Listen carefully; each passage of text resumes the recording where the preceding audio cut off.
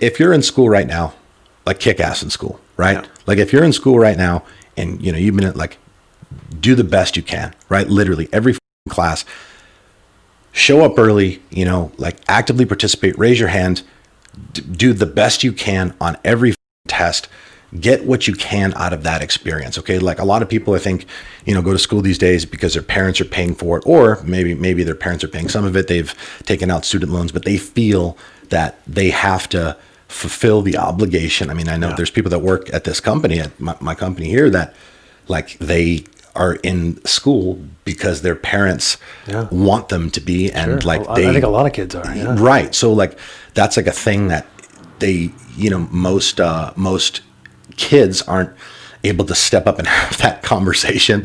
It's like failing to realize like your parents just want you to do good. They don't give a if it's like, like getting a college degree or just you acting in spite of them and ultimately succeeding on your own. They just want you to do good. But a lot of people aren't able to have that conversation due to the, the parent-child relationship. So I get that. But I mean, like they're also stuck in the idea that like, the old school idea, you go to school, you get a job, you work that job for the rest of your life kind of thing.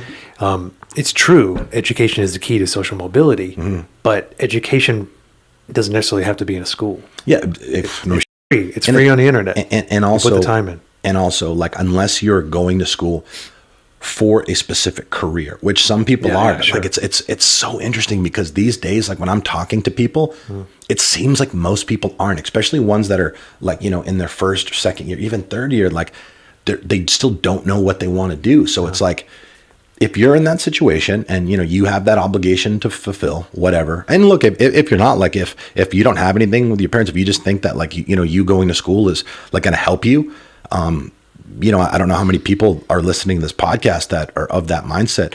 You might want to reconsider that. You might want to, like, instead of the energy and the time that you're spending on school and the money that's being invested, you might want to just like triple down on the time of listening to podcasts like this, like reading books, like self-educating and hustling, working a job where you can develop skills and be around people that are crushing it. And you can kind of learn the things that they do and the strategies that they've taken to get to where, they are today.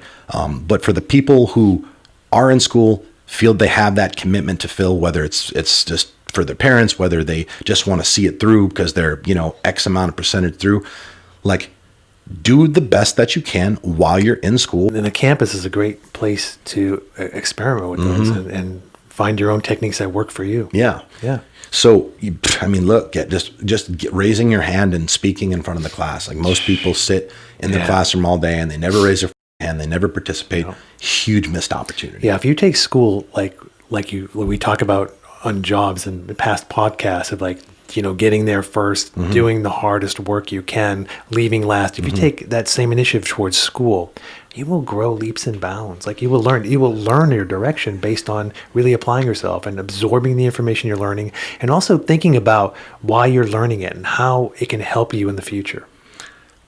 Offense, guys. We stay on offense with everything we do, regardless if we like it or not. Okay. You may not like school. You may not like the class. You may not like that professor that you feel, screwed you over on the last semester. Like they gave you 1 point less. And because of that, you had to retake a class, whatever. All right. Like you don't do it for them. You don't act any different for anybody or influenced by anybody.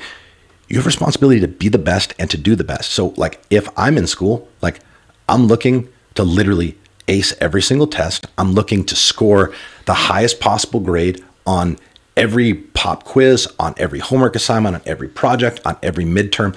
I'm looking to raise my hand and participate more than anybody else in the class. If the professor is asking for a volunteer, I'm the first one, like out of my seat, volunteering. Like I'm on offense. I'm trying to get the most out of that experience because I'm recognizing that by doing so, there's certain traits and certain disciplines that I'm cultivating in myself that I can take with me.